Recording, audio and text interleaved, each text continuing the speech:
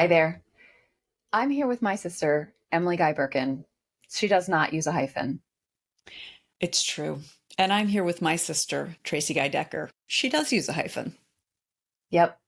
And together, this show is Lightbringers, where we illuminate the deeper meaning of the crime solving devil TV show. And yeah, we're overthinking it. So And much. today we get to overthink episodes 513 and 514, A Little Harmless Stalking, and Nothing Lasts Forever. And Hmm. so I just have to like preface this so that our listeners know, like, I screwed up when I was like watching. And so I watched 513 and 515. And then you and I got together to record, and I was like, did I miss something? What happened to this and what happened to that? And so I went back and watched. So I am on the right page, but my experience of 514, the Nothing Lasts Forever, is like colored by having recently rewatched the next episode, which is Hmm. much darker. So Yeah, I'm I'm just not like, looking forward to 515. yeah, our next episode for the last two in season 5 is gonna be, A little yeah. grim. Okay, but we'll get there when we get there. So Hmm. I just am like framing sort of part of my approach today to these two episodes. But let's actually Hmm. dig into them. So let's start with A Little Harmless Stalking, where we Hmm. get some interesting Linda. We get some interesting Hmm. Linda FaceTime, which Hmm. is kind of cool, where she has stalking her biological daughter who doesn't know she exists, Hmm. and gets kind of mixed up in some trouble, and then hijinks ensue. So that's sort of the backstory, and there's like the opportunity for Linda to not be the compassionate receptacle The for therapist. You yeah, know, I there's mean, it's a chance. she's Los Angeles's only therapist, Only according therapist. to. But yeah, she even like at the very beginning of the show, she's talking to Maze on her cell phone in the car, and she's therapizing. I mean, Yeah, it's a counseling. consultation. She's counseling, Hmm. um, Yeah. which I've never been friends with a therapist before. Exactly. Not. I mean, I have a friend who's a art therapist, which is a little bit different. Um, and we have a cousin who is a therapist. Um, but I've Yeah, but never been friends. she's a sex therapist, so She's I a sex definitely don't bring. therapist. So yeah, Yeah. we it doesn't come up. Um, she's awesome. um, and the So I don't know if that is a common role that a therapist would fall into, because I feel like it would be uh overwhelming. A little busman's holiday too. Yeah. But at the same time, how would you not? Someone's Yeah. coming to you saying these things. It would be hard not to like go into like, well, how does that make you feel? And I'm really proud of you and those sorts of things. Yeah. So I'd be interested to hear what an actual therapist, not that or my friend and our cousin are an actual therapist, but a therapist who does the kind of talk therapy Talk that therapy. Linda Yeah. does. How that works out for them, because I wonder if it's like my friend who's a comedian who like doesn't want to be the person who's like, "Hey, be funny. You're the funny guy at parties." Like, because that's my job. I'm a person. Yeah. Yeah. Yeah. So you wanted to talk about sort of in this episode, there's a scene where Eve and Maze take on the big scary guy. Big scary guy. Yeah. And that's the way Linda describes him, the big scary guy. So they take him on in Like a a physical fight. warehouse. Yeah. Hmm. Oh, Hmm. yes. Hmm. And you wanted to talk about that sort of like the slight woman fighting Hmm. the big Hmm. guy, and sort of that Yeah. trope and how we view it. So Yeah. you had some thoughts. Lay it on me. Yeah. So we have seen Maze fighting for 5 years now. This is not new, and she is a demon, and like within the canon of the story, like she can't be harmed but by a human the way that a human woman of her size would appear to be harmed. We've seen her get hurt and stuff like that. It's not that she can't be. It's just that there's the superhuman aspect to Maze. Right. Eve, though there is something a little bit magical about her because she was able to slip right back into her old bones, is simply a human. So she bleeds like a human. She can die like a human. She is she can break like a human. And we even see that when she and Maze fight. Afterwards, she's like, and because she's putting the peas on her head and stuff like that.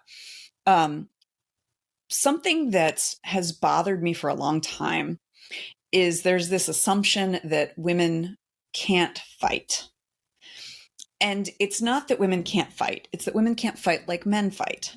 So, and Eve does a really good job of illustrating that. So Maze is engaging the big scary guy, and Eve is looking to go to help. But she's, Inbar Lavi is the same height as me. She's 5'4", so she's not a super tall person. And she is a very slight woman. While I have no doubt that she has pretty good muscle tone and all of that, this, I don't know, 6 foot, 200-pound guy, like if she's trying to like box with him, that's not going to work. So She does something very intelligent, and she climbs up the shelving, the warehouse shelving, and jumps on him because that is the way to do it. And I was reminded of, there is a movie called Atomic Blonde with Charlize Theron. Came out like 4 or 5 years ago, maybe longer. And Charlize Theron is a spy. She's fighting people in 1980s era Berlin. And she's sometimes taking on like 2 or 3 men at once. And it is like 200-pound, 6 foot tall, like hardened boxers. And what she does is she uses her environment to help her fight, because again, like if you're just like, I punch, you punch, she's not going to win. So there's one like where she's in a stairwell and she gets to a place where like one of her sides is protected, and she gets like a lamp and is using like the cord of the lamp to fight. And I find that so satisfying and so fascinating, because there is this sense of like, that's not good sportsmanship, or that's not how you're supposed to fight, or that's, there's something wrong with using your environment rather than just yourself. Whereas there is this level of cunning and intelligence and strategery, strategizing necessary to do all of that. And I love that this show gave us an opportunity to see that. We see, Chloe's a badass. We have seen her never quite in like a fight, but like in difficult situations, and can handle herself. Maze obviously is amazing, but again, she's not supposed to be human.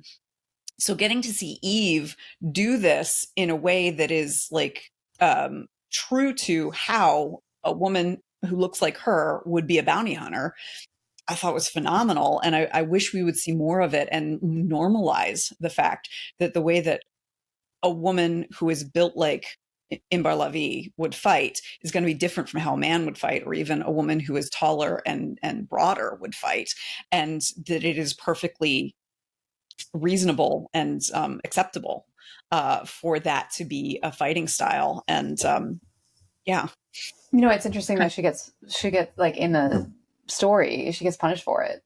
She takes a bullet for it. So it's an interesting, which I didn't put it together in that way until I'm listening to you talk about it, But even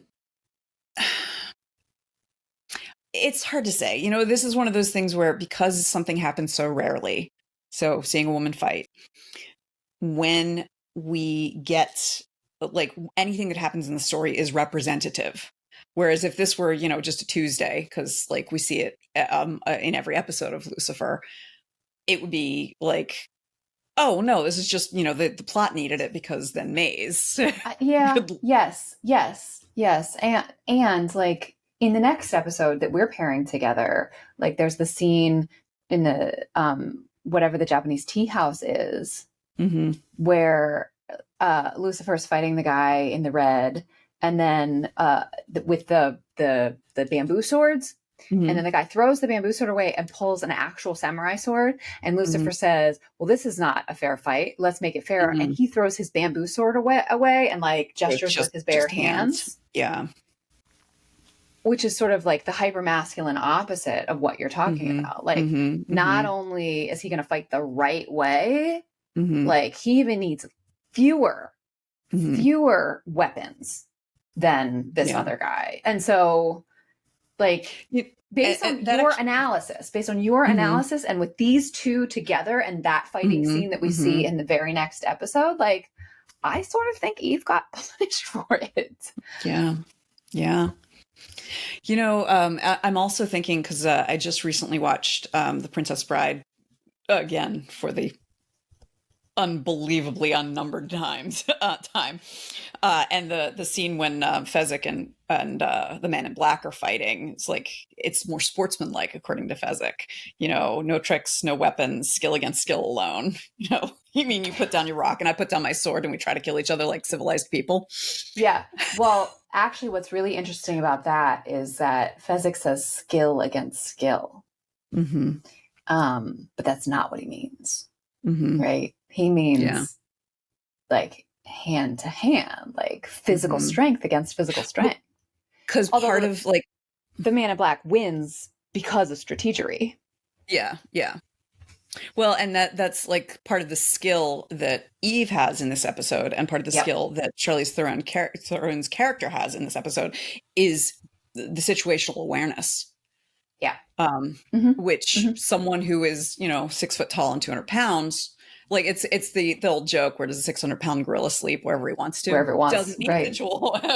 doesn't need situational awareness. Right. And the importance of situational awareness. This comes back to one of my favorite statistics in my day job, the thing I do for real, because I write This is about real. finance. This is real. This is real.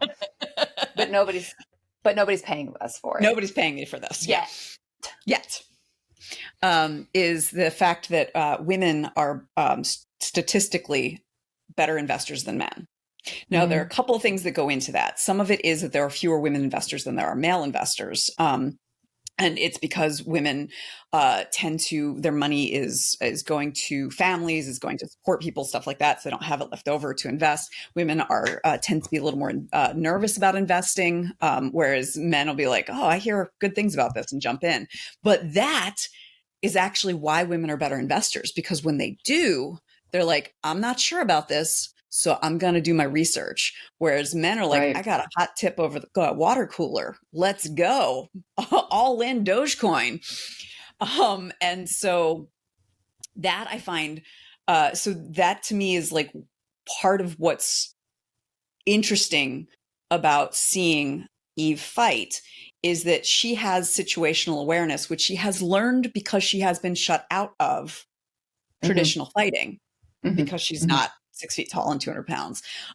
In the same way that women have like situational awareness of their money that they have had because they have been told, "Don't worry your pretty little head, the men are talking Mm-hmm. about money." And so it's this amazing thing where something that is a kind of a handicap, people are like, "Don't you worry about it," or like, "Oh, you couldn't fight, you're too little," or whatever, becomes what you use to defeat people who underestimate you. Right. Right. Um, but you do make a good point about how like the show does immediately pull the rug out from under that by having her get shot, which is a shame.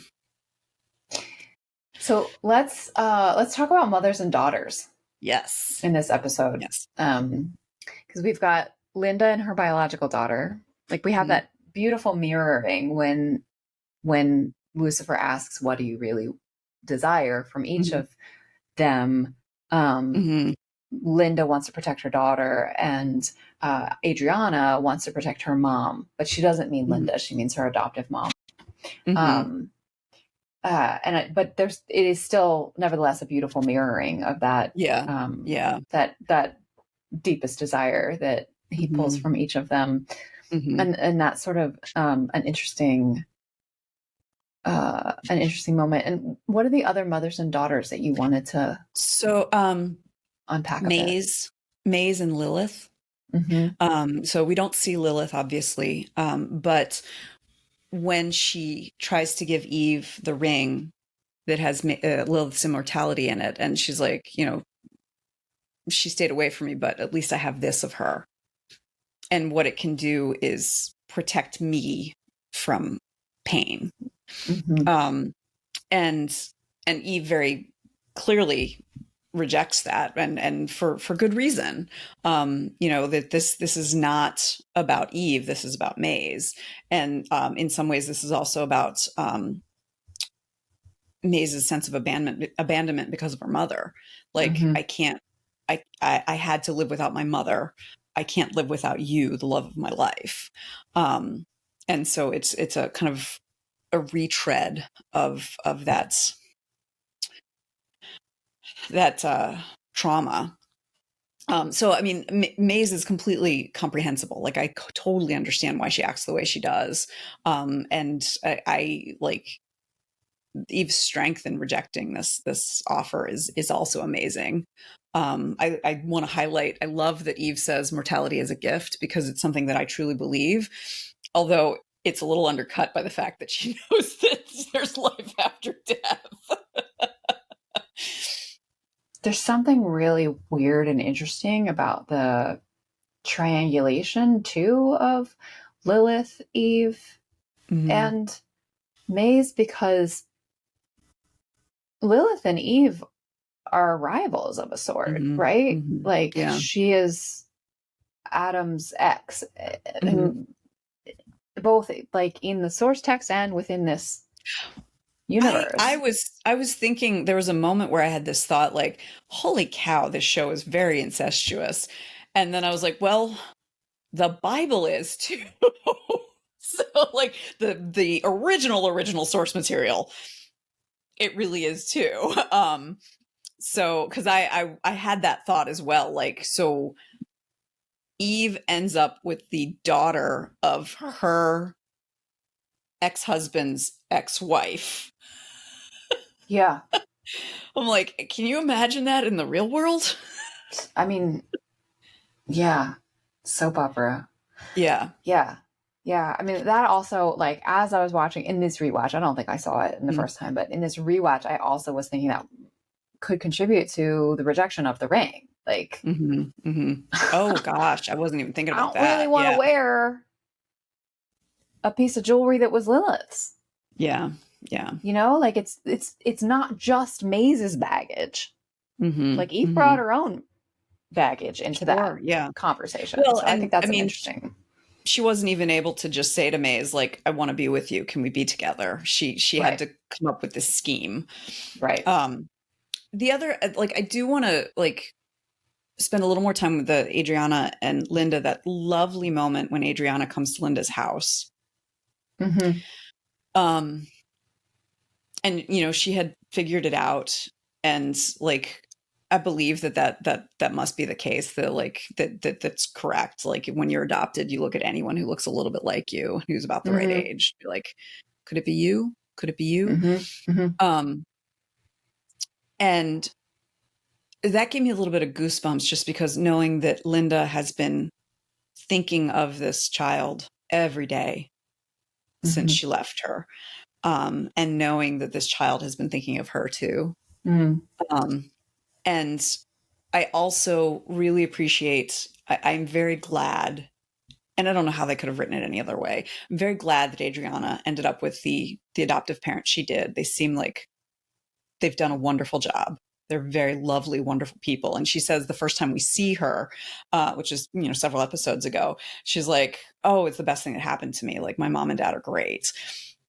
And so that is like, that is kind of a fantasy, in that, every parent who has given up a child for adoption wants to believe that they made the right choice. And I like having reassurance, at least in fictional form.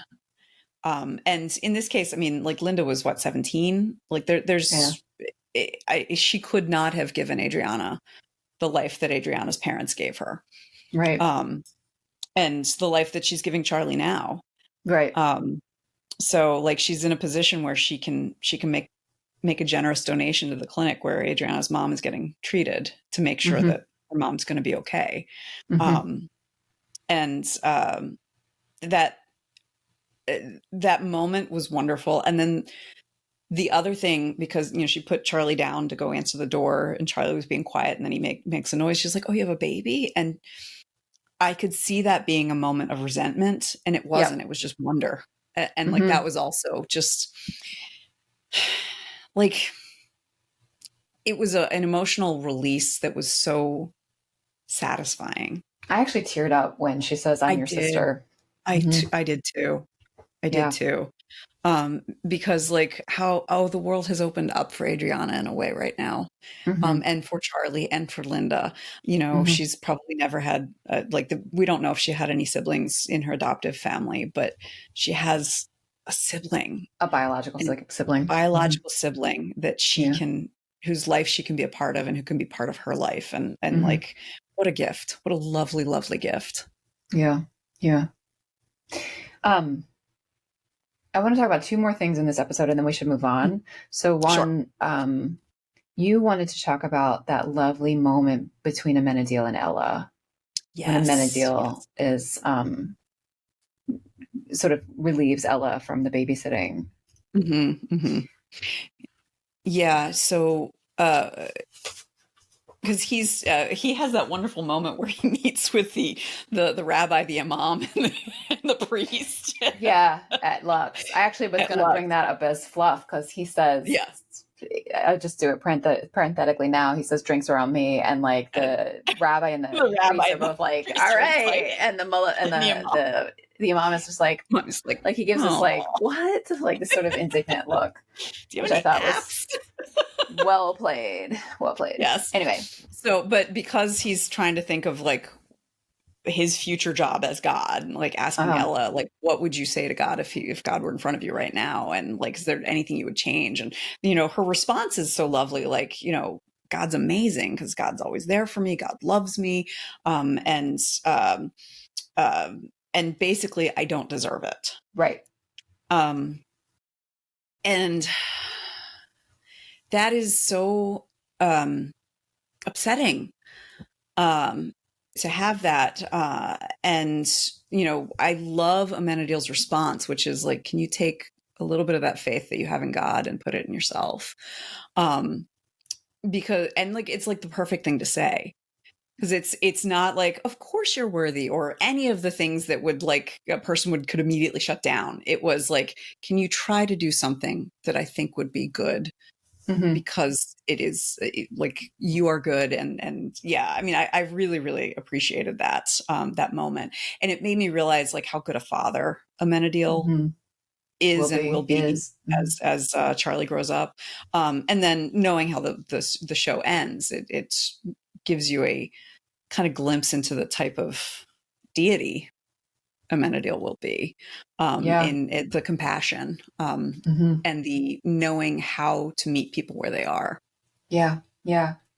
Speaking of knowing how the show ends, there's a moment when Lucifer's talking to Linda and says, he's describing himself, but he's also sort of projecting Mhm. onto Linda, but accurately. And she says, maybe you should be a I therapist. noticed that And I was too. like, oh, hey, foreshadowing.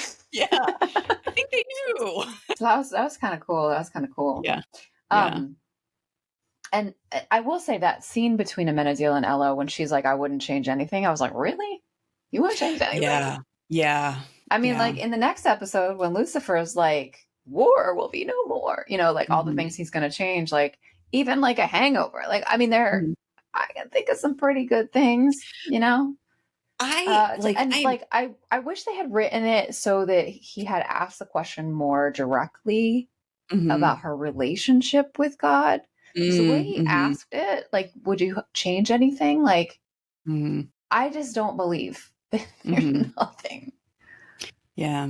I mean, I The way that I imagine it is that in her estimation, like the things that are imperfect about our world are because humans are imperfect. Agreed.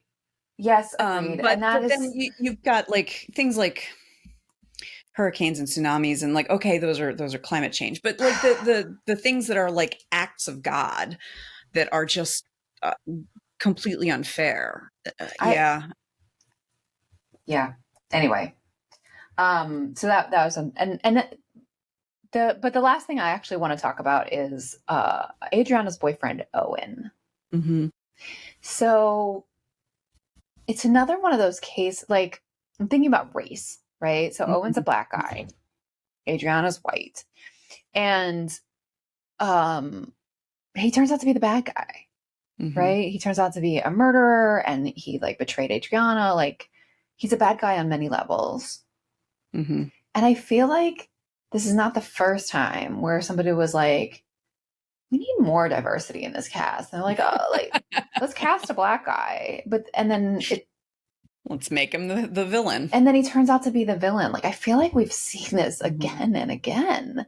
Like, there was the guy, in the scene with the actor boxer guy, the Mm-hmm. and the agent who had like a Jewish name but was a black guy, who was like a Hmm. total nebbishy but was the bad guy. Even like I for some reason I went back and rewatched the first and second episode, and the photographer, the paparazzo in like the second episode, who was the young black guy. Yeah, yeah, yeah. It Yeah. it feels like it's a pattern at this point, Hmm. and I Hmm. find it a little disturbing. Hmm. And I don't know what to do with it, but like, I just think our casting crew, like, I'm not saying don't cast black actors, but I'm just saying, Hmm. like, not always for Don't. the bad guys. I don't Yeah. Well, know. it's the fact that it, and I don't like I haven't made a tally, but it seems like they're either like it's an episode about how the black character is like struggling or up against like terrible racial politics, something like Caleb, or it's a character who's a bad guy.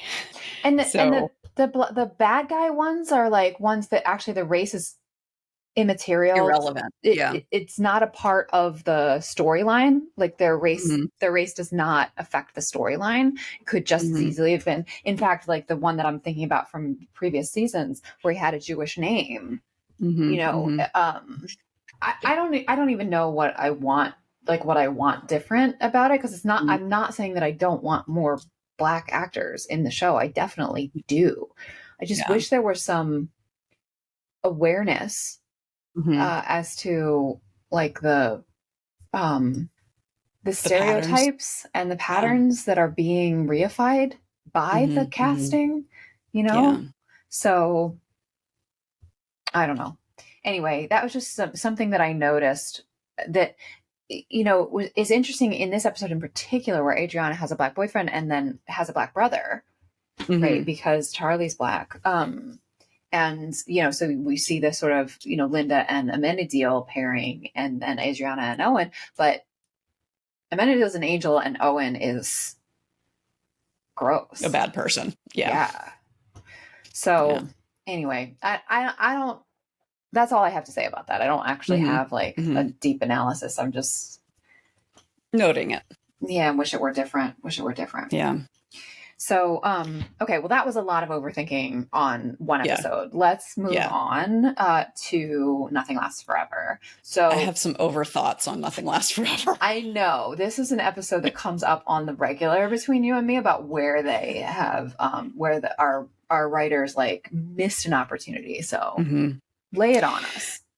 So when Ella is in Linda's office and she's telling the story of seeing a man almost step into the street, and that is her reason for believing there is darkness in her and that there's something wrong with her, it is very clear that Ella has intrusive thoughts. And I feel like the show overall does a really good job of like her interaction between her and Dennis Haysbert is just gorgeous. Like I wrote it down. I was getting teary eyed. And for the most part, Linda seems pretty good. The problem is she didn't name them as intrusive thoughts. And like, for Ella, the character, whatever. For people watching, I wish they knew what that was, because I have had intrusive thoughts my entire life. I had one when I was about 25 that terrified me. And I felt terrible about it for years. Like I thought it meant something about me. I did not know what they were until I gave birth to my second child.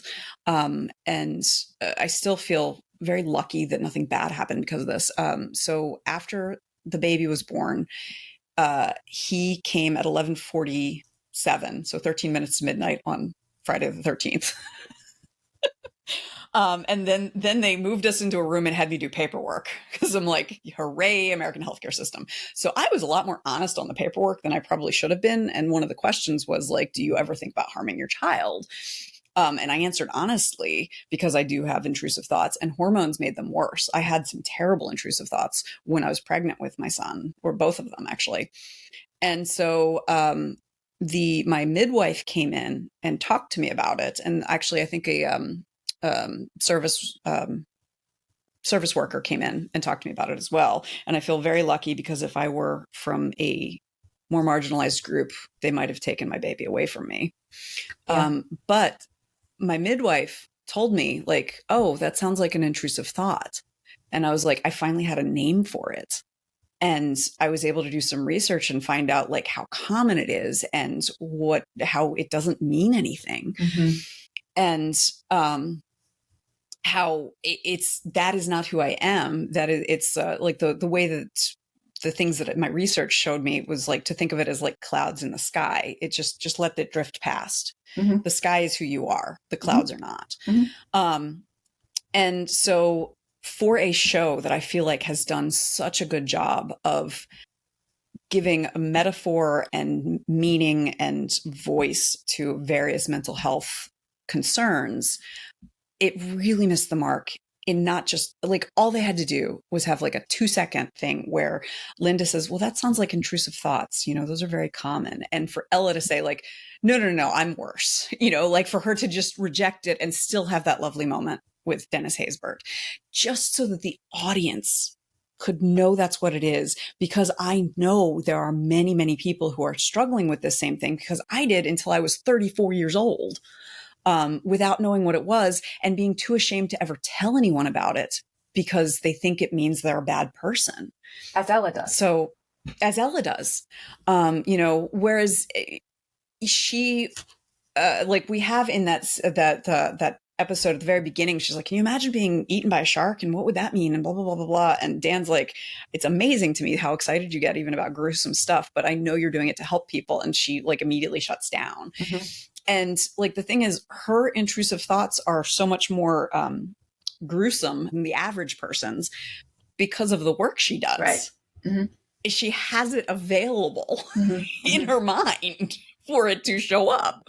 And so that's something I really wish they had done differently, even though I have really appreciated this storyline and the showing that like the line that Dennis Haysbert said is something along the lines of, don't you understand, the darker the darkness, the brighter the light, mm-hmm. and you shine so bright it can be seen all the way from heaven. Mm-hmm.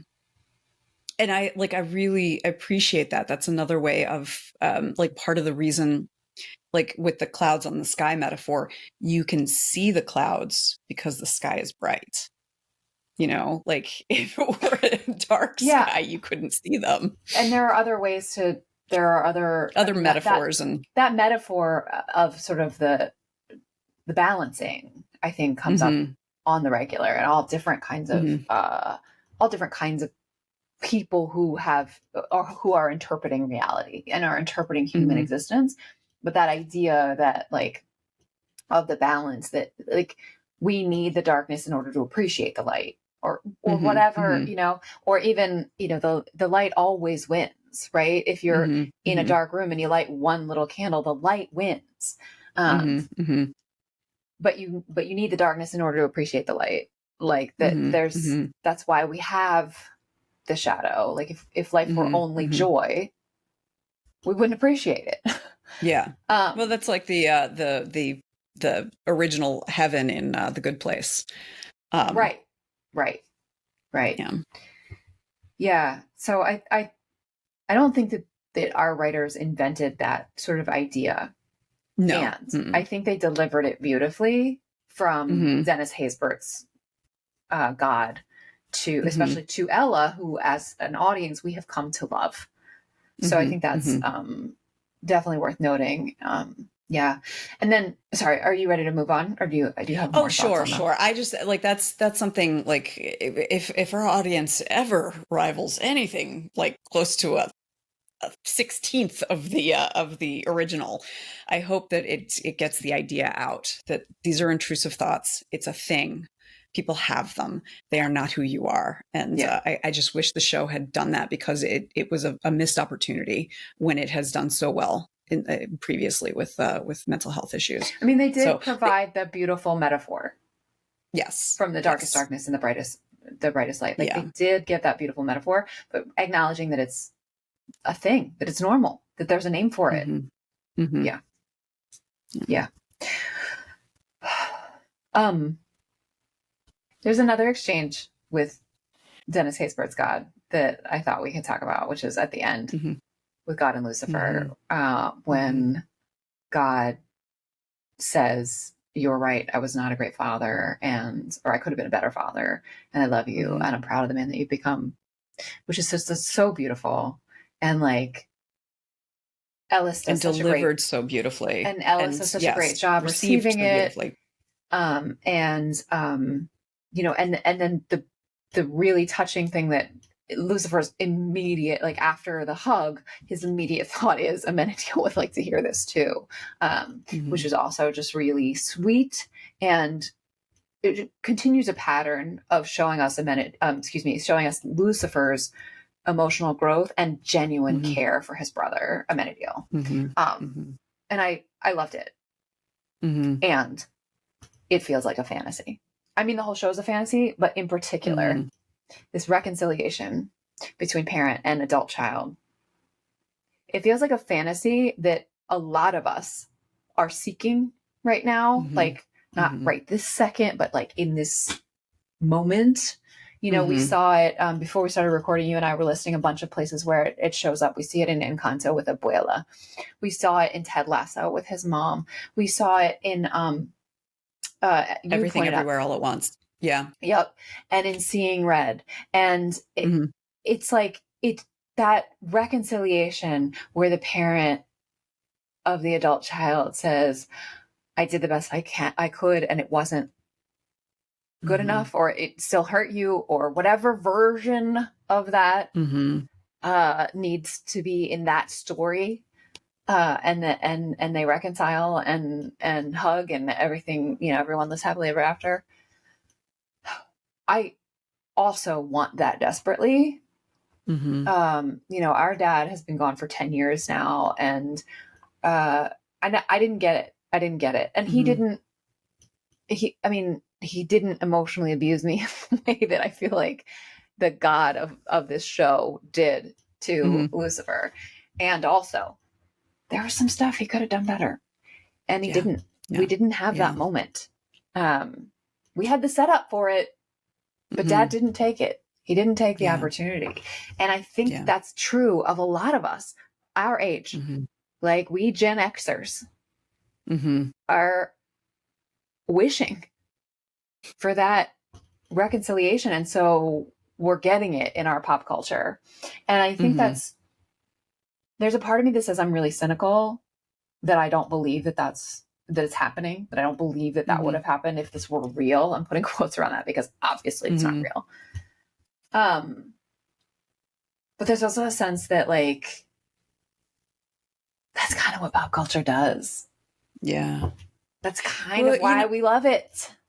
can I give you, because I am a Pollyanna, can I give you a positive spin on this? Sure. The Gen Xers who are making this content are not going to get it from their boomer parents. But they're writing scripts For for their themselves. fellow parents Yeah. for when their millennial and Gen Z and Gen A kids grow up and say, like, this hurt me. The Gen X parents who wrote this or who consumed this pop culture will be able to say, you're right. I did the best that I could, and it still wasn't good enough for you in some ways, but I love you and I'm proud of the grown-up you have become. I hope you're And right. the millennials and Gen Z and below will have grown up with this as a part of pop culture and expect it from themselves for their own kids. I hope you're right. I hope you're right. Yeah. And that's part of the reason why I love pop culture is it puts ideas into the zeitgeist that whether or not they're possible now, they can become possible in part because we're all taking it in. Right. It's science fiction. This is psychology fiction. Family dynamic fiction. Oh my gosh, I love that. We should create a genre, psychology fiction. Oh. Yeah. And even some of that, like I feel like we've seen that in our lifetime. Like pop culture led the way in acceptance for LGBTQ in a lot of ways. Now, pop culture also led the way in being just hurtful and awful and terrible. But the transformative and like progressive idea helped to give people something to anchor themselves to when their child came out, when they realized that they weren't what they thought they were, all of those things. So call me an optimist. Yeah, you're an optimist, but I like it. Yeah.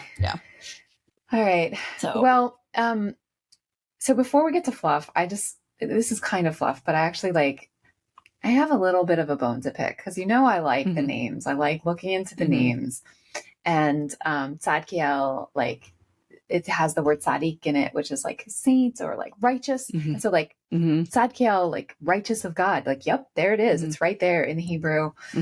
Ramiel, I briefly looked up, is like there is a source text from an apocryphal book of Enoch where Ramiel shows up, and like some of the names, like I deeply appreciate that. Like if we're gonna pretend the Celestials are real, like let's use their names, right?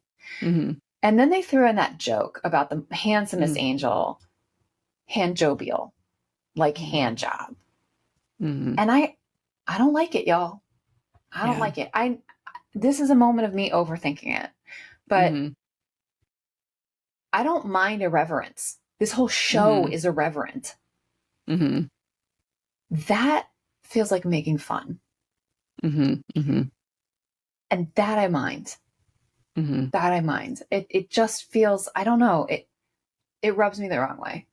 And like in the next episode that I accidentally watched, like we'll meet someone who's like just another sibling who's just a jerk and whatever, and like a total bro.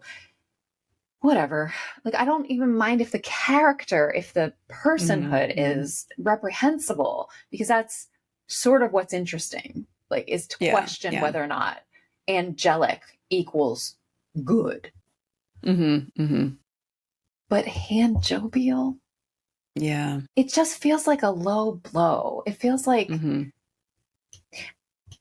know what it is? It's one of those moments where, like, in the show where, like, Lucifer was taking dick pics, and I was like, it just doesn't fit. It just doesn't fit. Yeah. Like, you've built this character, you've built this world, and you threw in a like 12-year-old boy joke. Yeah. It didn't. I have a 12-year-old boy, and he doesn't make jokes like that. It just didn't. And like the first time through, like I didn't really notice, but in rewatching and overthinking on purpose, and also like some of the like fan like haha, that's so funny. Like, Mhm. ugh. Mhm. Anyway, Yeah. Yeah. that's enough overthinking that for one moment. So I think that you have some fluff. I do. Okay. The first piece of fluff is when Mazikeen and Eve meet at the guy's house, and he's got a Hollingshead, art piece of art, and she says, "What is that really expensive piece of art doing in this crappy house in Van Nuys?" And I was like, I don't know Los Angeles. I don't know like anything about Van Nuys. I don't know if that's like a neighborhood, but like that house was not crappy. Yeah. I would like to live in that house. It Yeah. was a very lovely house. So that was the first one. And it was just a little one where it was just like, you need to do better with your set design. That's supposed to be crappy. I mean, the coffee table that Eve broke when Maze threw her on it was like a cheap particle board coffee table. Yeah, but I mean, like living in Los Angeles, you're gonna still have some of your college furniture because it's an expensive place to live. Yeah. All right. What else? That was the first one. The second one, we talked a little bit about it, but when he fights the guy in that Japanese tea house. Oh my God, I don't know what it is, but like full suit, barefoot, fighting. I was like, mwah. Can I just Tom Ellis? I don't know why. Like, and I'm not a foot person. I am a Tom Ellis foot person, apparently. Yeah. Oh my goodness. It was just so gorgeous. The only thing would have been better is if he were wearing his black and white, because that's my favorite of his suits. Yeah, instead of the brown. Yeah, so the brown. Yeah. But I was willing to, I'll compromise. Mm-hmm.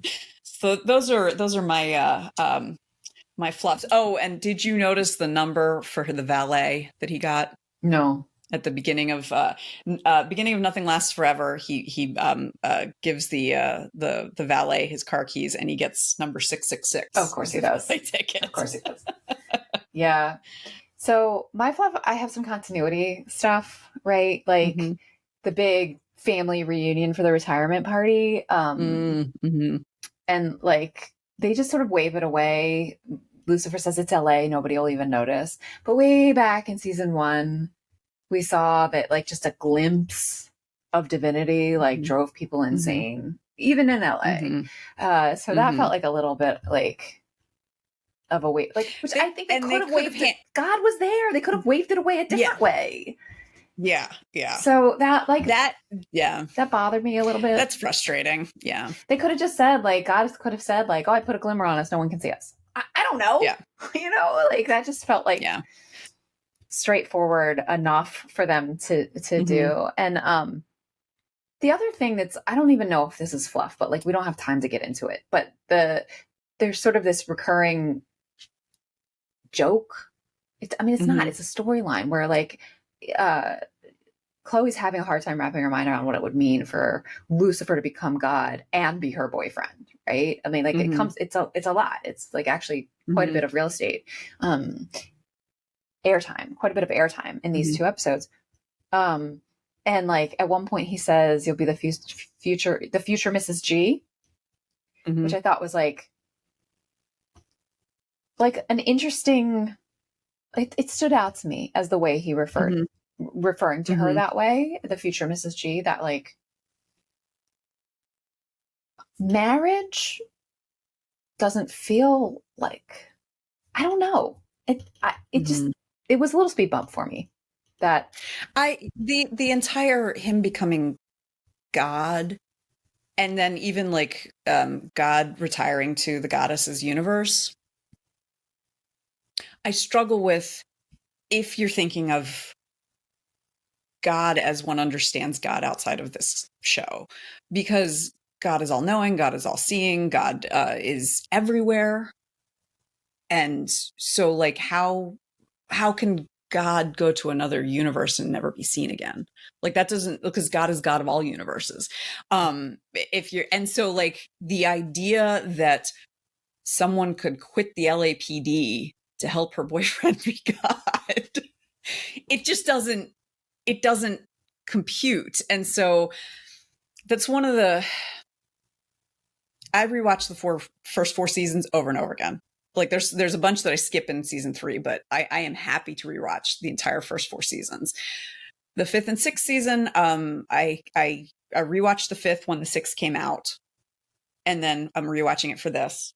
And I'm surprised at how much I enjoy it, because like I remember it as not enjoying it, and part of it is because of these like storylines that just don't work logistically. And they do if you think of God as being like a king of a small place. Yeah.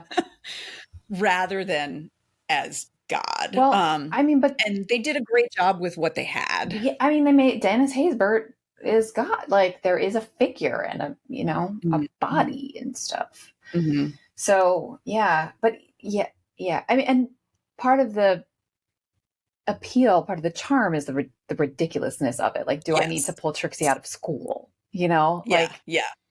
But it also just like, but even within that, even within that conceit, I found it like he can't say I love you yet. Yeah, but he's calling her the future Mrs. G. I don't know. I just found that it's a little bit too far. Because even like when I try to wrap my head around the idea of Charlie being God's grandson, what? Yeah, it just doesn't fit. So I mean, and that's one of those like, if you, I mean, crime solving devil, it makes sense. Don't overthink it. But also there comes to a level of absurdity that you just have to like, okay, I'm just going to go with it and just imagine that God in this universe is like not what even they in the show are describing as God. Yeah. You know, mm-hmm.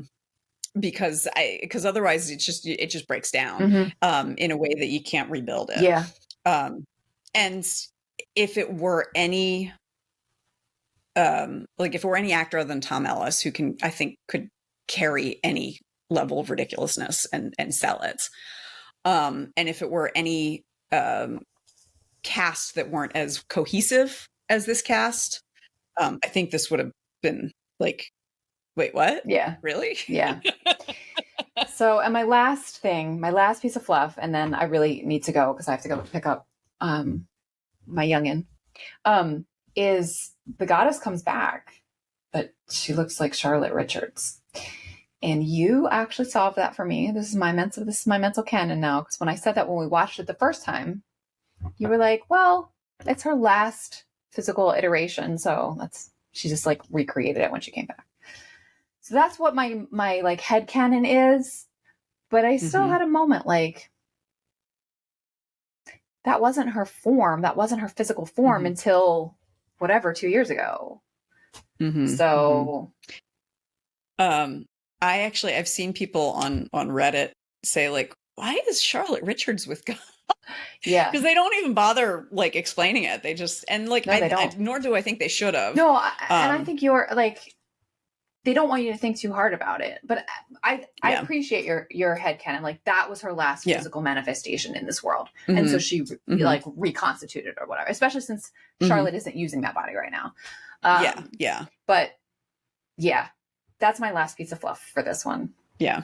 Anyway, I have to. It's a good one. There's a lot to overthink in these 2 episodes. Oh my goodness! So there's more rich text. Like we could have kept going. We absolutely could have kept going. Oh my goodness! There was a bunch of stuff we didn't even cover.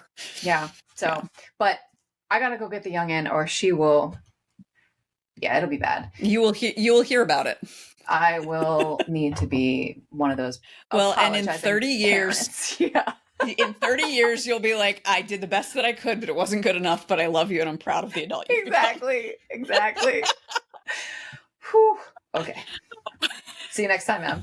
See you next time.